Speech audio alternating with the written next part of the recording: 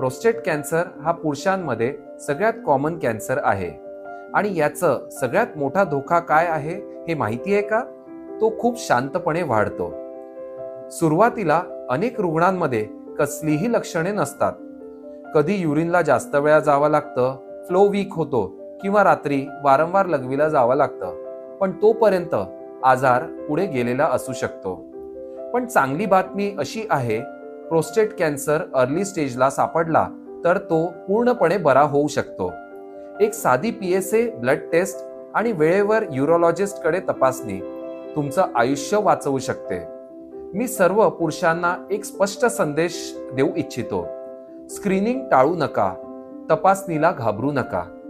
तुमचं वय 50 वर्षांपेक्षा जास्त असेल किंवा 45 वर्षानंतर फॅमिली हिस्ट्री जर असेल कॅन्सरची, तर रेग्युलर प्रोस्टेट चेकअप करायला हवं. या कॅन्सर अवेअरनेस मंथमध्ये स्वतःच्या आरोग्याची जबाबदारी घ्या. डॉक्टरशी बोला, टेस्ट करा आणि वेळेत ॲक्शन घ्या. कारण प्रोस्टेट कॅन्सरमध्ये अर्ली डिटेक्शन म्हणजे फक्त जीव वाचवणं नाही, तर क्वालिटी ऑफ लाईफ पण वाचवणं आहे. धन्यवाद.